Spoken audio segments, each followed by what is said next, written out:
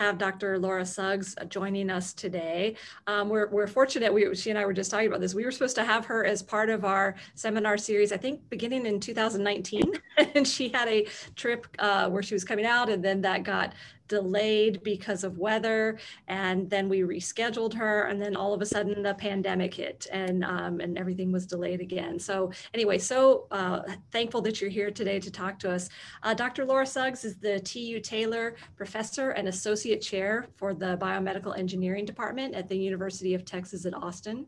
She earned her undergraduate degrees from UT Austin and her PhD in chemical engineering with a concentration in biomaterials and tissue engineering from Rice University. Following positions in industry and at the University of Minnesota, she returned to Texas to join the faculty of UT Austin in 2004. She's been the recipient of grants from the American Heart Association, beginning Grant and Aid and a Grant and Aid, as well as NSF, an Advanced Fellowship, and the prestigious Career Award. She was recently elected to the American Institute for Medical and Biological Engineering and is a fellow of the Royal Society of Chemistry. Both of these honors recognize her prominence in the field.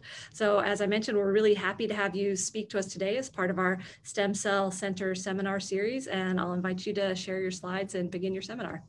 Okay, great. Thank you so much. I am thrilled to finally be presenting to you all. Let me get organized here. The universe has conspired multiple times to thwart this this session. So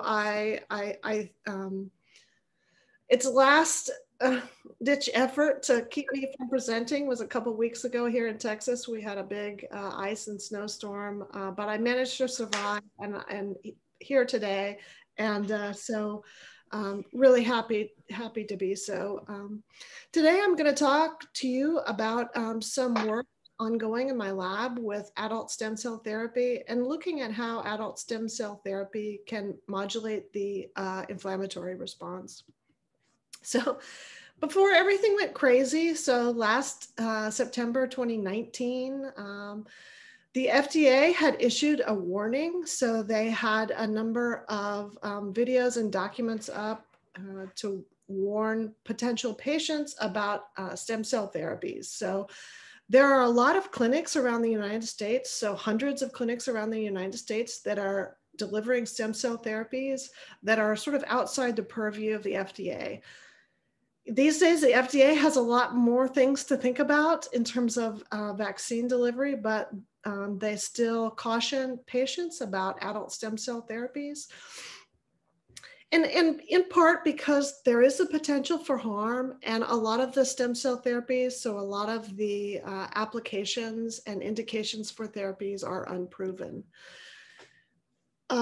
One application where there is quite a bit of clinical data on the efficacy of mesenchymal stem cell therapy is in the use of those cells to treat peripheral artery disease.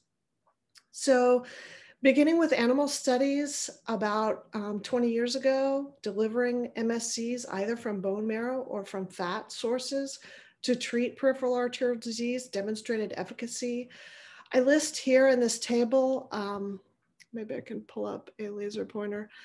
There are a number of clinical studies done looking at different outcomes, including increases in perfusion by measuring ankle brachial index, ABI, tissue oxygenation, limb salvage, and pain-free walking, demonstrating improvements.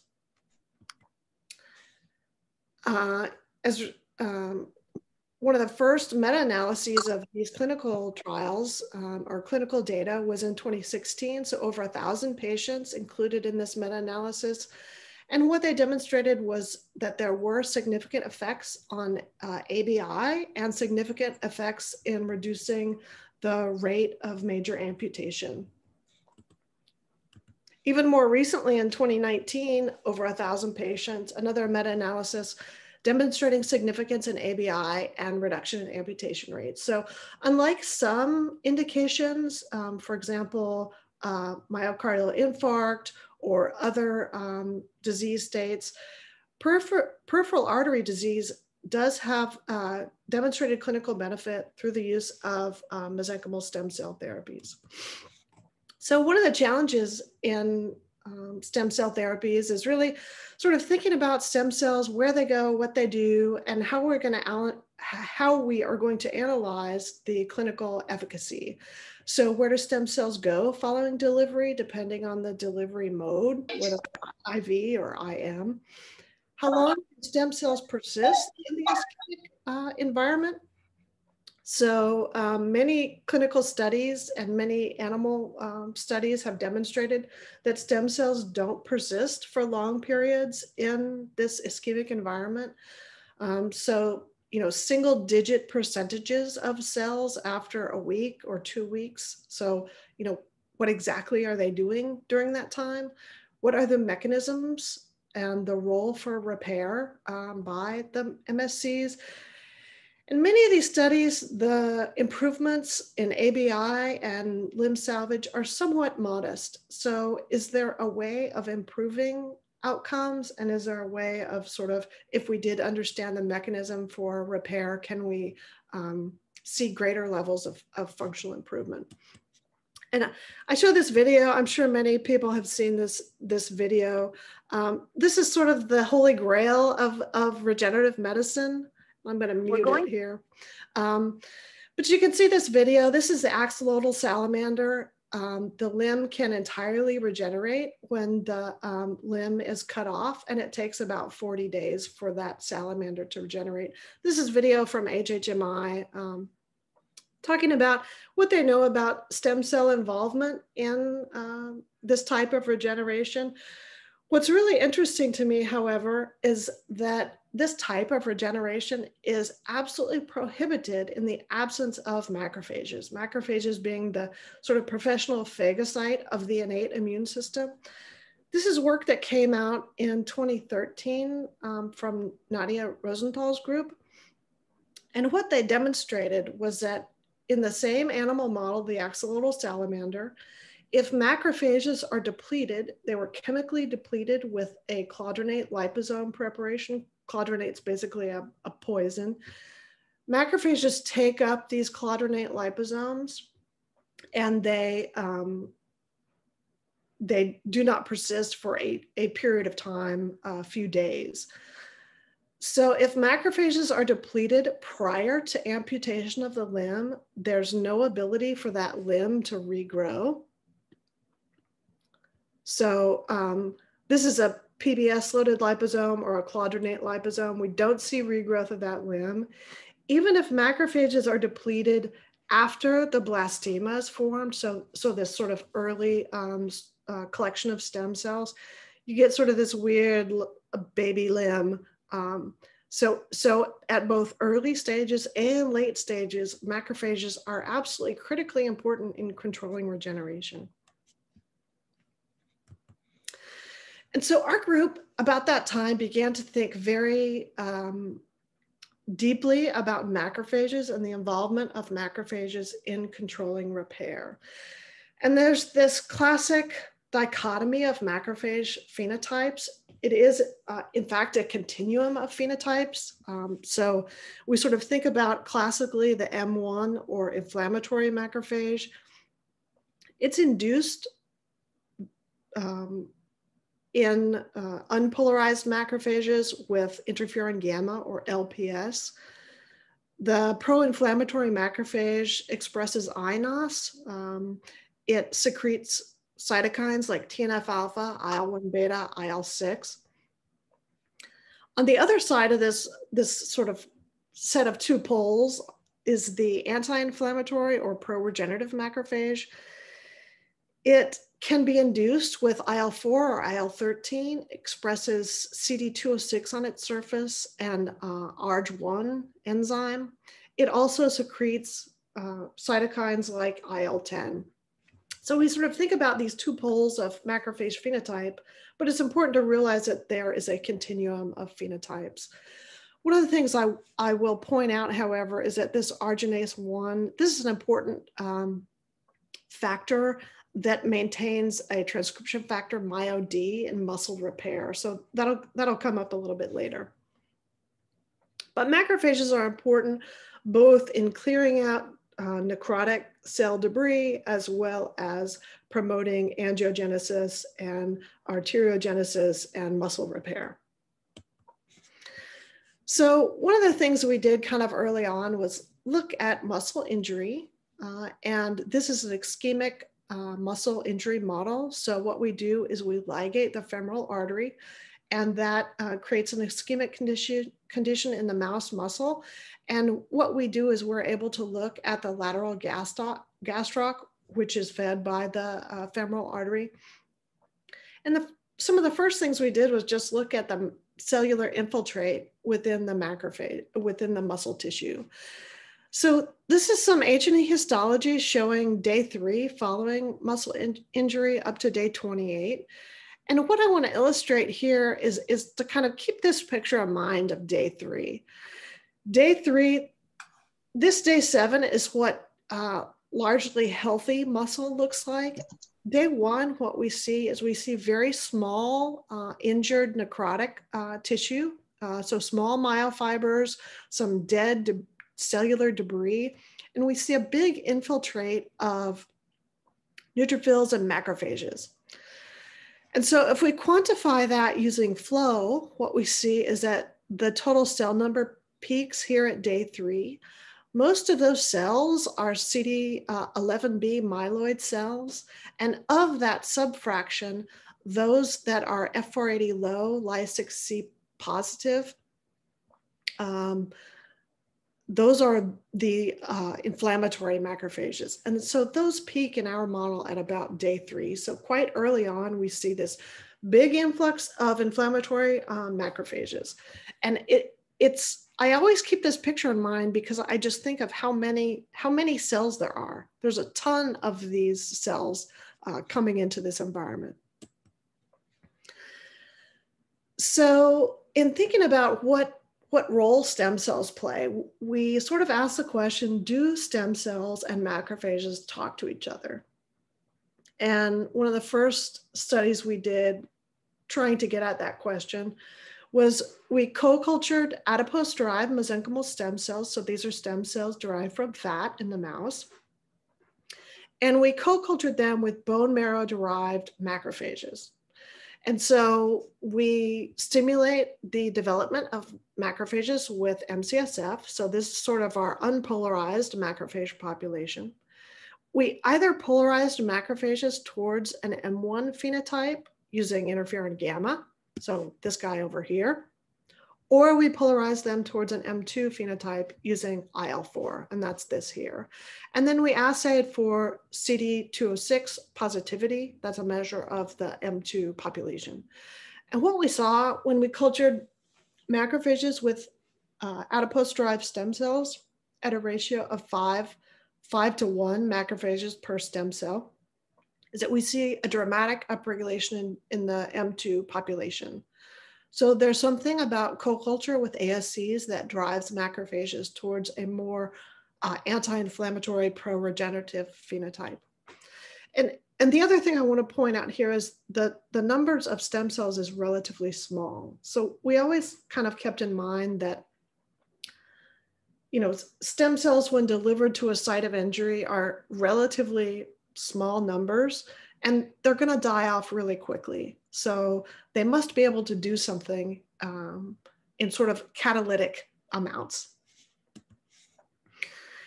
And so we kind of asked the same question in vivo. And in this case, we're using our injury model. So we create a femoral artery excision. And then 24 hours later, we image the hind limb of the mouse. So let me see if I can, oops.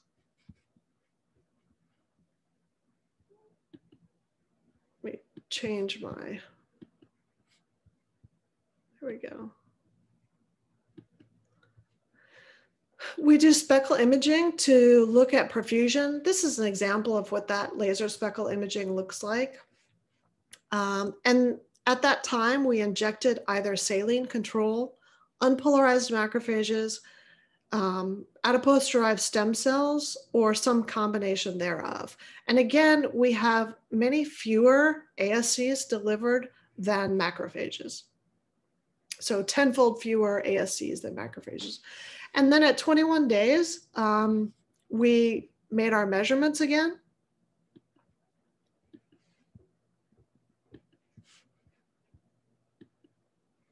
And we looked both at speckle imaging, at functional measurements. So we have a way of assessing muscle function by hooking the mouse muscle up to a force plate and innervating the nerve that feeds the lateral gastroc and directly measuring force production, and then histology.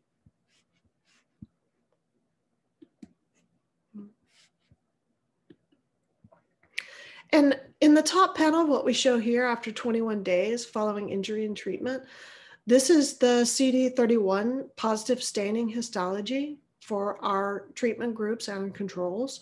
In the middle panel, what we have is the laser speckle imaging. And in the bottom panel, we have quantification of those parameters.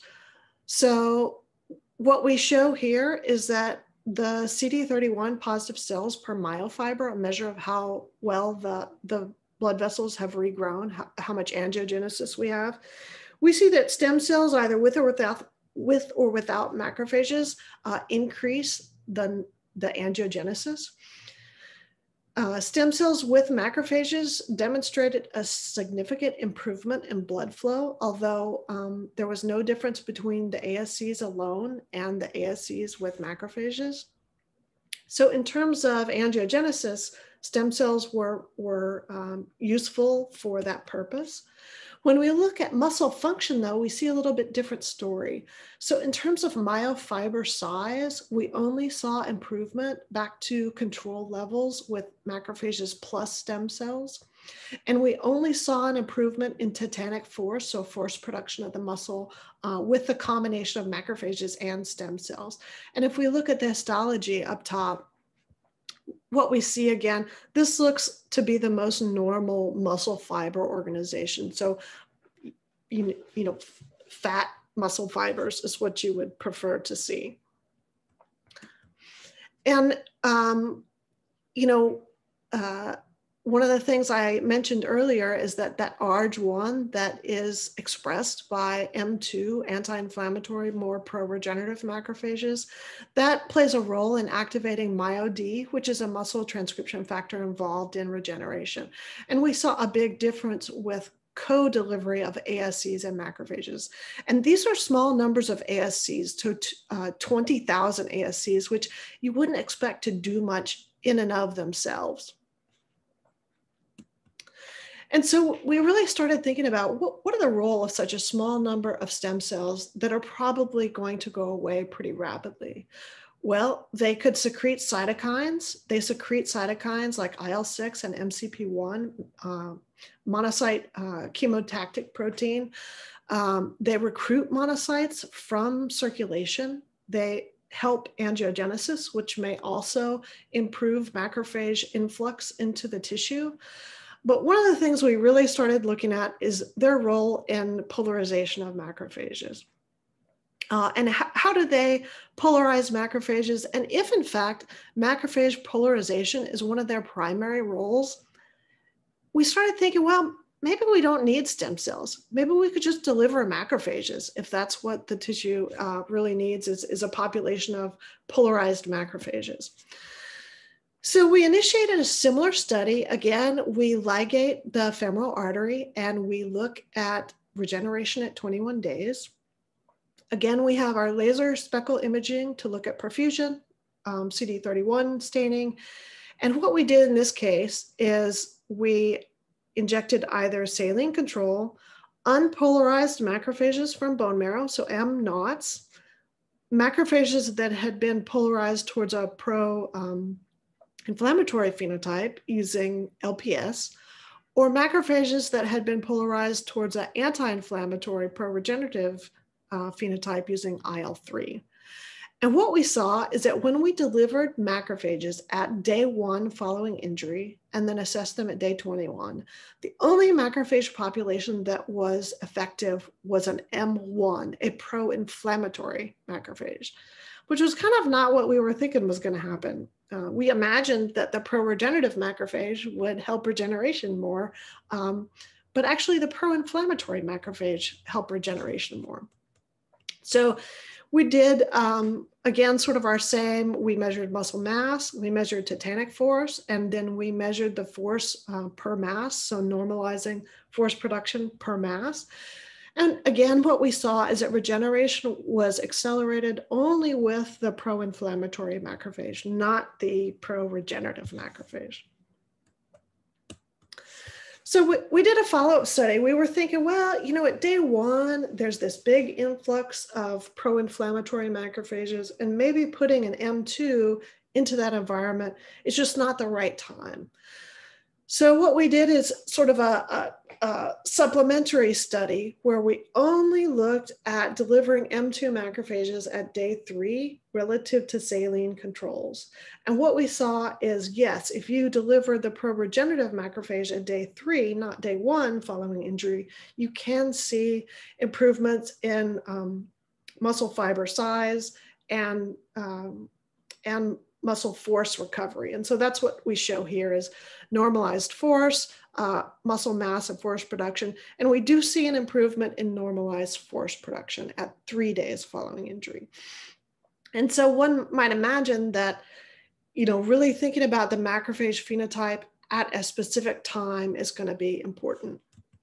And so we did a whole bunch of other studies looking at different macrophage phenotypes. So either M0, this unpolarized macrophage with or without stem cells, M1s, or M2s, again, with or without stem cells. And what I show boxed here, delivering an unpolarized macrophage with a stem cell improves blood flow, muscle morphology, and function. Delivering an M1 at day 1 does all 3 of those things as well. And in some ways, these deliveries, the delivery of the unpolarized MAC with a stem cell or a M1 polarized MAC alone may fulfill the same function. M2s only showed efficacy when delivering at day 3. So we tried also day 2 with stem cells and day 3 with stem cells.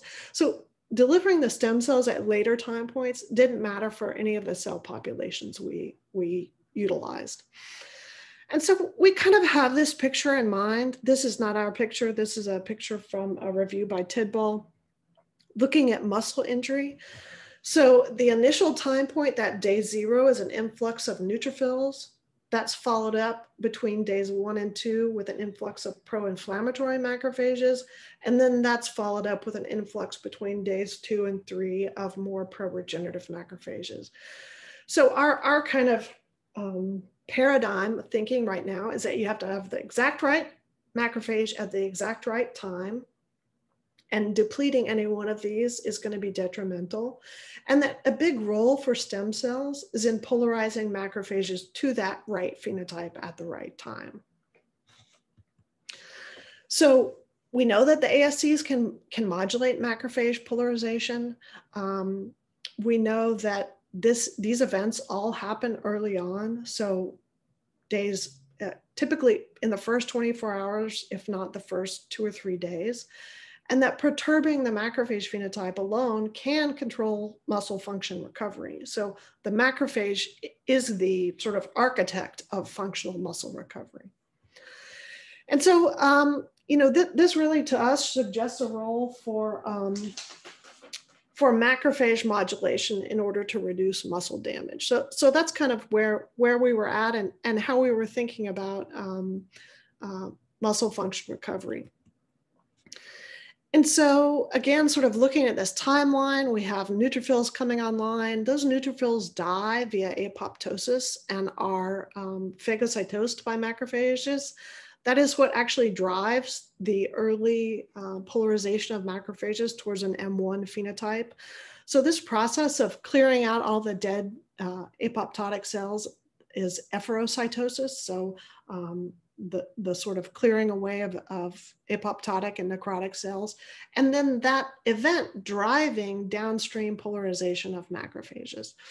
So we really started to think about stem cells as food for macrophages. And depending on how they die, so the mode of death, what they produce when they die, and how the macrophage interprets that signal is really going to drive how the macrophage orchestrates repair. So we might have granulocytes, neutrophils being ingested by macrophages and having a certain polarization, having resident cells undergo apoptosis or necrosis, and macrophages ingest those cells and have maybe a different type of polarization. The classic understanding is that necrotic cells are pro-inflammatory and apoptotic cells are anti-inflammatory. So we sort of initiated a new set of studies where we took a bunch of stem cells and killed them in different ways. So being a sort of lab where we had tried to keep stem cells alive for so long and so urgently, having a lab where all we were doing was killing stem cells in different ways was sort of liberating. So we killed them with TNF alpha, we killed them with chemical apoptosis inducers, we killed them with UV, we killed them with heat, and we killed them with cycles of freeze thaw cycles. And what we kind of thought about are, if you kill cells, you have a population of dead cells, you have cell debris that's generated, and you also have conditioned media, which may contain nucleic acids, it may contain exosomes or other smaller microvesicles. So all of these fractions of the cells and cell debris that died may have some kind of impact on macrophages. So we killed cells in different ways, we fractionated all of those components, and then we added different components to macrophages and assessed anti-inflammatory, pro-inflammatory genes and protein expression. So VEGF as the sort of pro-regenerative cytokine, and TNF alpha as a pro-inflammatory cytokine. So two fractions emerged that were interesting. One was the heat-treated MSCs. So these are MSCs from bone marrow. What we saw when we heat treated and then spun down at 350 G is that we had dead cells. These cells stained positive for annexin. So they had phosphatidylserine exposed on their membrane, and they stained positive for propydium iodide. So their membranes were leaky and propydium iodide got in and stained nucleic material. So this was, if we look at in the flow panel, this top right-hand quadrant, they were mostly PI positive, annexin 5 positive, and big. These are super fat. So the scale bar is 30 microns. Another population that was interesting was the fraction that we got out from freeze thaw and spun down again at 350. And what we saw here were much smaller vesicles. They stained largely for annexin 5, demonstrating that they had phosphatidylserine on their membrane, but we didn't see PI staining. So these were mostly in the bottom right-hand quadrant of the flow. And these are very much like size and sort of content apoptotic bodies. So the cells did not undergo apoptosis. They were killed, but the debris that remained were much like apoptotic bodies where they were relatively anucleated. And so we fed the cell debris, what we spun down at 350, and the conditioned media to macrophages. And all of our feedings were done in the presence of LPS, so something that's pro-inflammatory. So when we fed these fractions to macrophages that weren't stimulated with anything, we didn't see big differences. So we didn't see that they were in and of themselves largely anti or pro-inflammatory. But in the presence of LPS, what we saw is that all of our sort of our dead cell fractions, either with freeze thaw or with heat, were stimulating VEGF secretion, and all of these fractions depressed TNF alpha secretion. So generally speaking, all these fractions were anti-inflammatory. What we saw is that the freeze-thaw component was the most anti-inflammatory. So generated the most VEGF secretion and the least TNF alpha. So we looked a little harder at those components.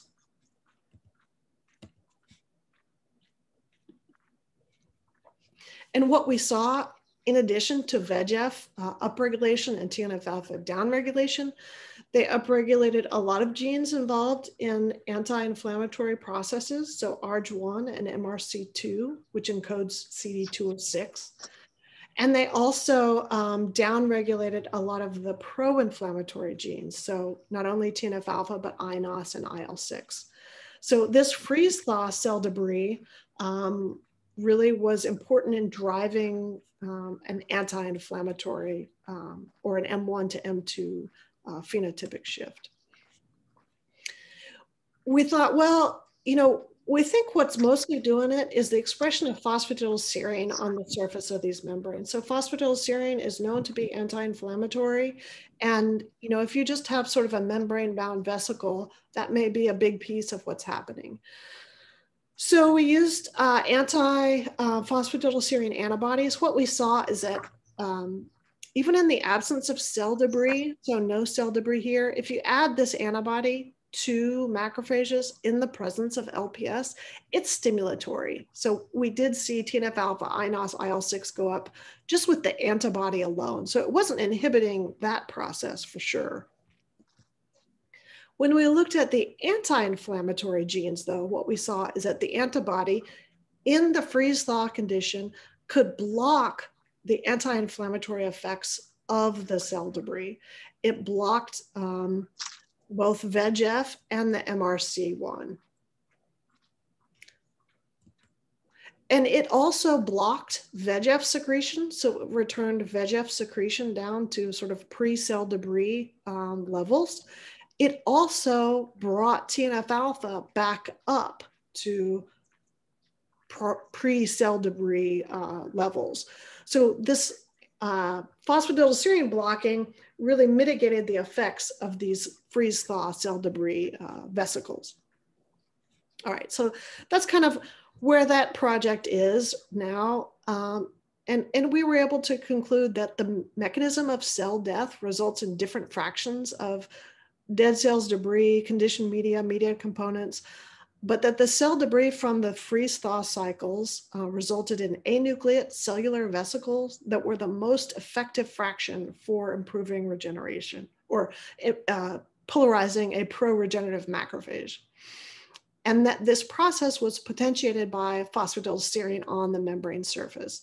And so, one of the things we think about are stem cell companies who are thinking about freezing their stem cells and delivering that as a therapy.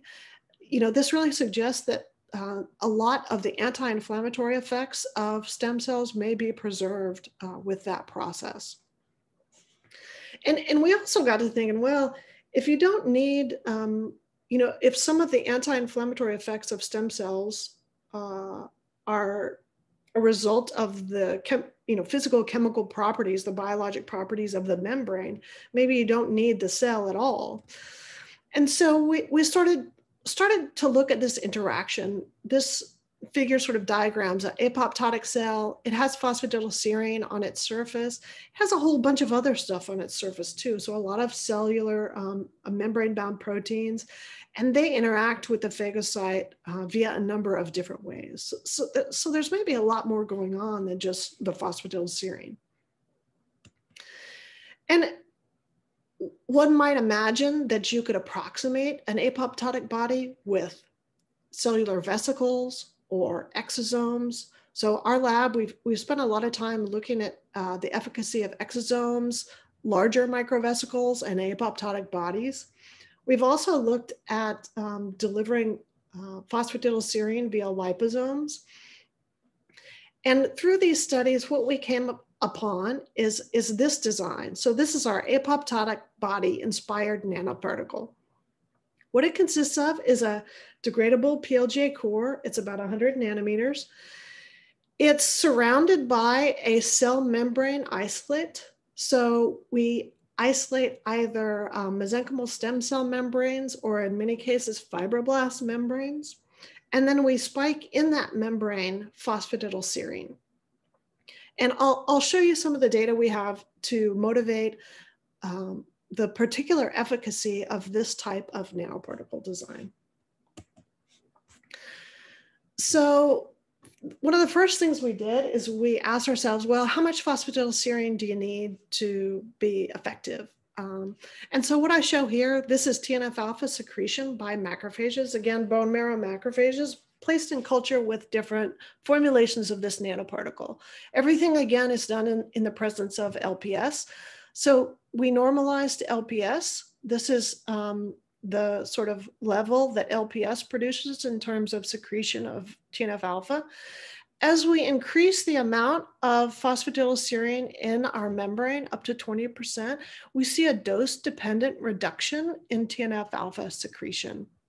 So it is dose-dependent, and 20% is pretty typical in terms of the content of phosphatidylserine in an apoptotic cell membrane. We also see that there is a dose dependency. So as we increase the number of particles, when our particles have 20% phosphatidylserine, we see a reduction in TNF-alpha secretion relative to unmodified membrane-bound nanoparticles. So these are particles that are surrounded with a cell membrane, but don't have additional phosphatidylserine spiked into that membrane. So phosphatidylserine is important and more is better. We also looked at synthetic liposomes. We thought, well, maybe just using a liposomal formulation without this polymer core and maybe without the cell membrane would be as effective. And what we saw is that it was not as effective. So again, this baseline here is the phosphatidylserine bound membrane nanoparticle, PSMNP is our acronym.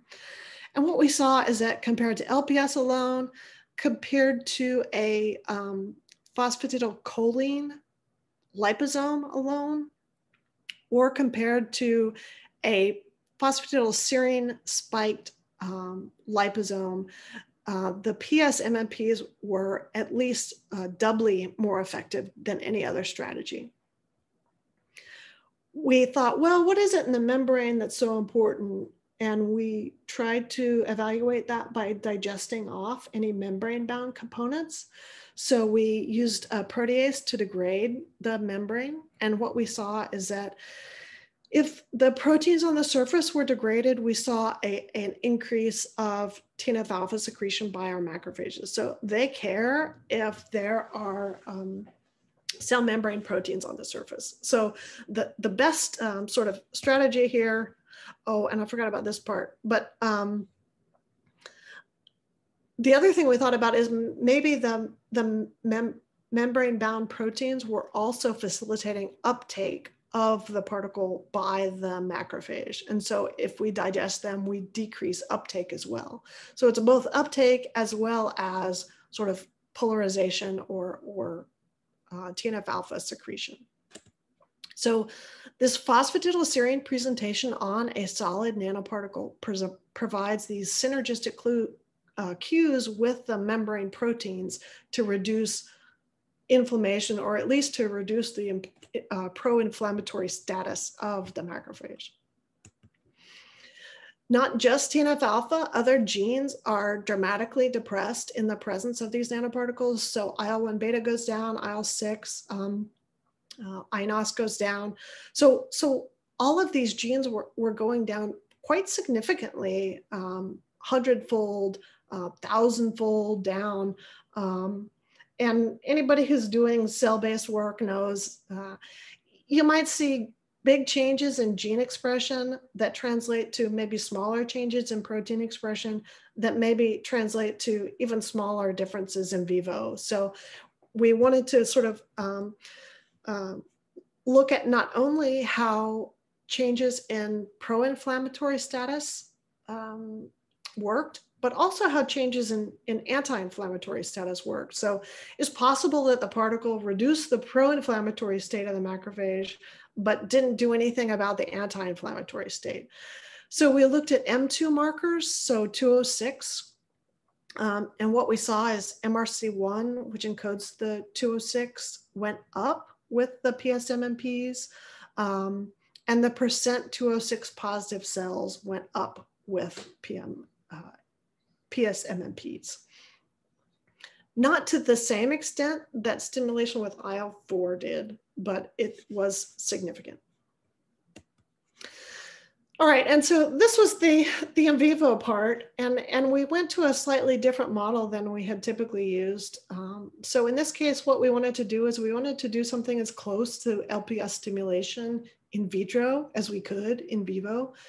So this model is has been reported as a chronic inflammation model, so injection of lipopolysaccharide into the mouse hind limb.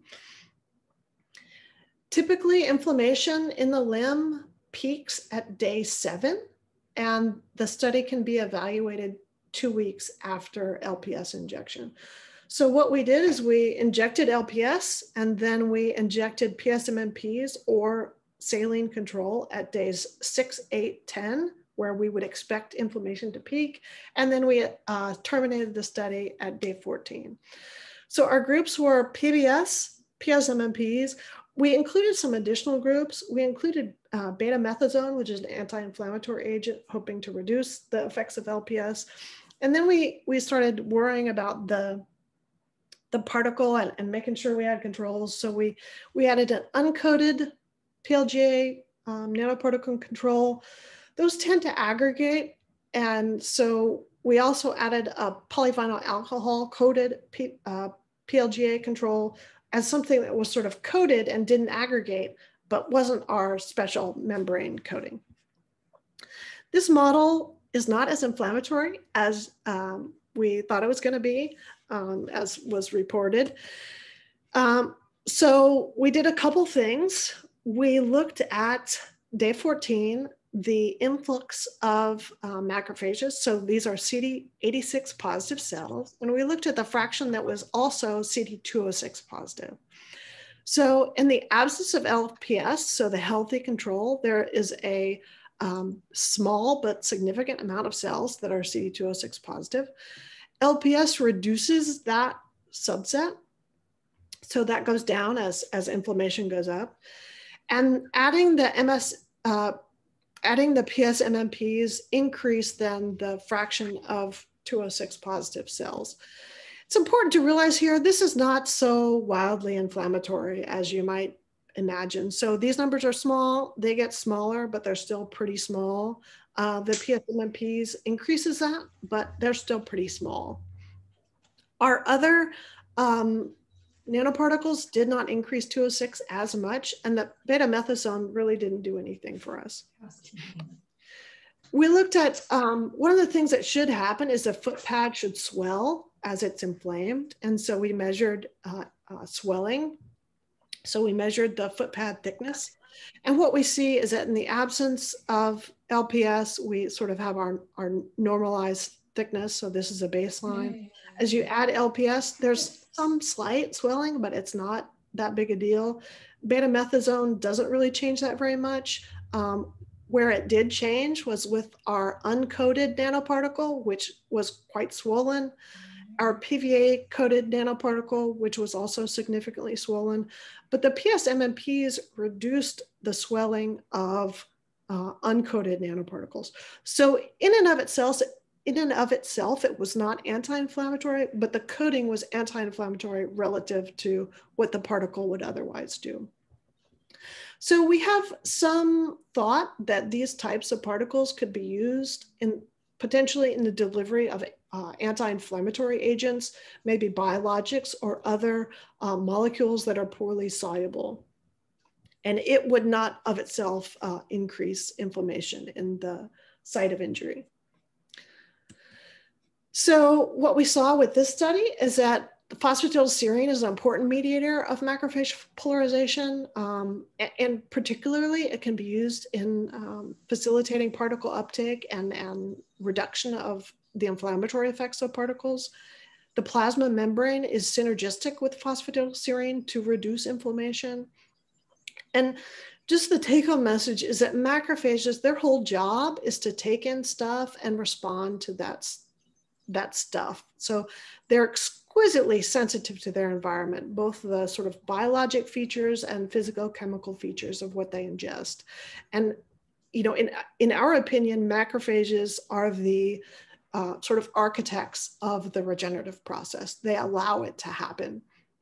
And that if we understand exactly what the macrophage kind of sees and eats, then we can make improvements in terms of therapeutics.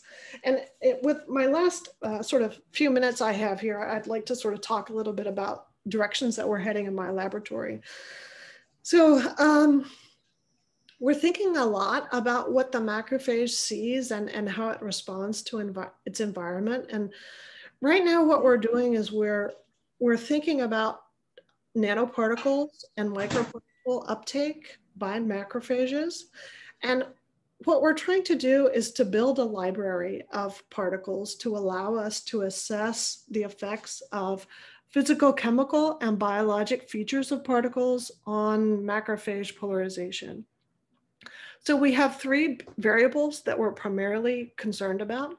One is the size of a particle.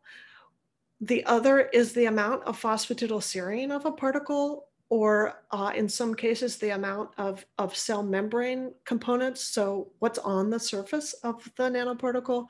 And then the third axis that we're interested in is particle stiffness. So one of the things we're doing is altering particle stiffness. And what we've seen, at least preliminarily, and also we've seen in three-dimensional gels, is that macrophages care what the stiffness of what they eat is, and they care about the stiffness of their extracellular matrix environment. So we're trying to develop this sort of nanoparticle, microparticle library to assess effects on macrophages. And again, the goal is to design therapeutics and interventions for regenerative medicine applications. So with that, I want to acknowledge my students who did the work. My student Wenbai Huang did he does the cell killing in my lab. My student Chelsea, who's defending on Monday, did the phosphatidylserine containing membrane-bound nanoparticle work. And some prior students who have fallen off some of my pictures. My student Pei-Ling and my student Vika Rabalko, they did some of the initial work co-delivering stem cells with macrophages and delivering stem cells. So with that, I will close, and I'm happy to take any questions you all have. I don't know if there's any in the chat, if I can get rid of this and pull up some faces. I'm happy to entertain any questions at this point. Great, thank you. So if we could all virtually thank our, our speaker today. Laura, that was fantastic. I really enjoyed that talk. And maybe, I don't see questions in the chat yet, so maybe I'll start out with one, and then I would just encourage everyone just to unmute their microphones and ask a question or put it in the chat. Either one would be fine. So I thought that was really a great talk, and I really liked how you were able to use your system to dissect out the key components of this switch, in macrophage phenotype and looking at the phosphatidylserine concentration, that type of thing, and then the fact that you require some of the proteins that are in the membrane. I was wondering if you've gone down the road of trying to figure out what some of those key proteins are that are necessary for the effects that you're seeing. We haven't. There's a lot of literature out there on different proteins. I mean, I showed that picture. There's a bunch, and we always kind of stop short on that level of sort of dissection, sort of molecular biology. We try to focus on applications, so developing, drug delivery systems, really sort of macro scale understanding of processes. And, I'm sort of, this goes a little bit outside of your question. My academic life has been colored by my time in industry. And I think a lot about stem cell companies. There are clinics that are injecting people with their own stem cells. There's hundreds of clinics and more every day. And there are stem cell companies that are trying to make stem cells a product, right? And so those two strategies are somewhat at odds. What I would like to do is maybe not, I'm not as interested in some of the basic biology as some of the ways of trying to make a product that a company can sell. Mm-hmm. Mm-hmm. Yeah, thank you. So I see Eileen Anderson has a question, and then Wendy Liu. Hey, Laura, that was a really terrific talk. And I totally second your idea, especially with the autologous and minimally manipulated market, right? I think people have jumped into the idea of using a cell therapeutic when there may be some much more definable mechanisms that are the source of any repair that you can get, and making that better is a fantastic space to be working in. It's not so much of a question kind of, but I just wanted to throw out an idea to you. We work a lot on neuroimmune interactions, and we've been really interested over the last few years in a number of complement proteins, C1q being one of them, which of course really likes to bind phosphatidylserine. And actually C1q will drive in macrophages an M2 phenotype.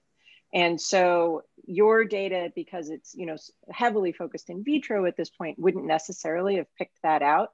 But I think it could be really interesting that you're going to have a ton of C1q there. Actually, the neutrophils and the macrophages themselves are going to be making it early after injury. And if phosphatidylserine really is playing a critical role in terms of defining that state transition, there may be a mechanism or an interaction there that is a component of that. So I'm just throwing that out for you to think about.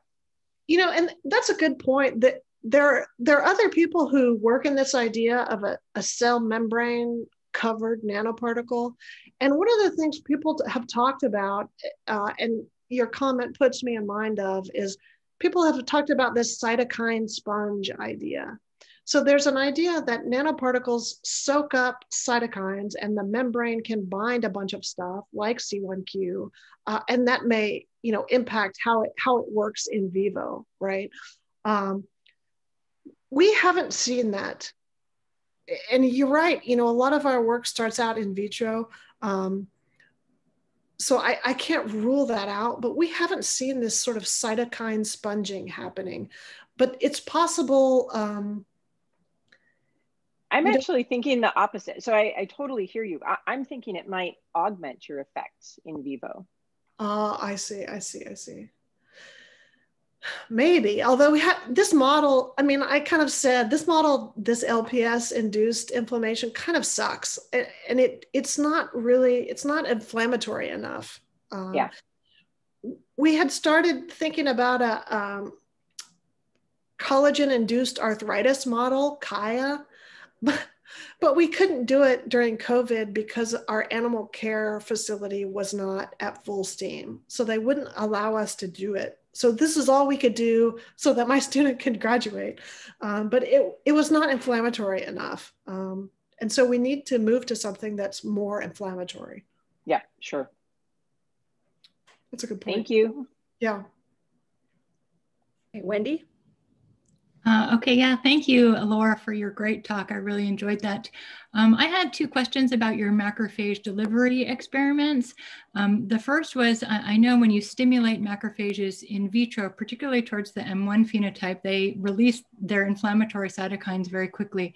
So some of the cytokines get released very quickly. So I was curious, at what point after stimulating them did you inject them into the animals? And then kind of as a follow-up to that, I was curious, after you inject these macrophages in vivo, have you been able to track them? Do you know how long they stick around? And are there effects because of what they're releasing themselves, or perhaps other immune cells that they're recruiting to that site? Yeah, so the first one, we usually stimulate for 24 hours before we inject. And we we've measured things after stimulation like NO production, and that's still, measurable after that initial stimulation. Macrophages are funny because, and a lot like stem cells too, which I'm sure most of you are familiar with. Once you put them in a different microenvironment, they act differently, right? So, we sort of wonder, it's, I think about it as the Heisenberg uncertainty of cells, right? As soon as you take them out of their environment to try to measure them, or put them back into an environment where you no longer have control of it, all of a sudden there's something different. So your point is well taken. Even if we knew in vitro that they were still producing a lot of factors, we wouldn't know that in vivo. So we don't know what they're producing in vivo. But we do know that stimulating the M1s in vitro and then implanting them has an effect. So they're doing something. In terms of their viability, we have not looked at their viability following delivery. If you look at the literature for people who are using macrophages as a cell therapy, they do persist quite a bit longer than like an MSC. And they are quite robust relative to things like hypoxia or heat or some other. It's hard to kill macrophages, which is kind of good. And actually, if you put MSCs under hypoxia, they'll start to kind of poop out. If you put macrophages under hypoxia, they'll proliferate. They love it. Okay, great. Thank you. Okay, looks like we have a question from Das. Yeah, great talk. I was curious whether in the mouse studies, it mattered whether which strain the macrophage came from, whether it was the same strain or a different strain of mouse? Yeah, so the strain is typically matched. We're usually using FEBNs.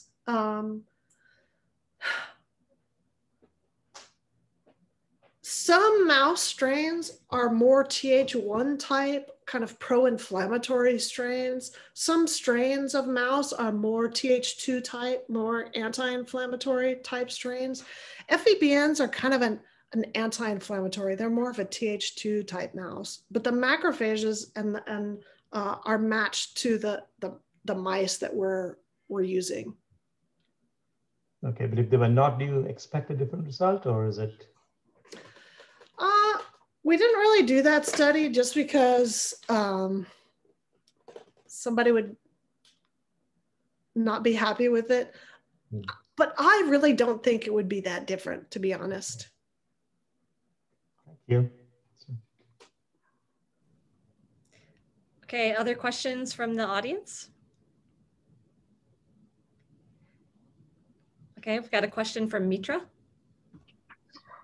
Hi, Laura. Beautiful talk, very comprehensive. I maybe in follow-up to Wendy's earlier question, I wanted to know if you know whether the beneficial effects that you're observing, at least in vivo, are directly related to the immunomodulatory effects of the macrophages, or are they doing something to recruit, let's say, more mesenchymal stem cells to the area?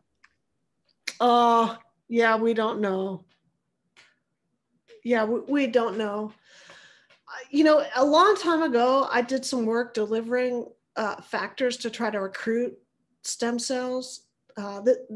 We did this in a couple of models. We had a cardiac infarct model, and we had another skeletal muscle infarct model.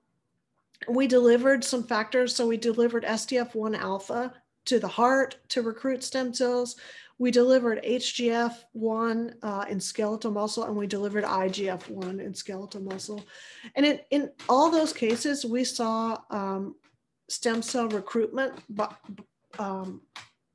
via controlled release of those factors.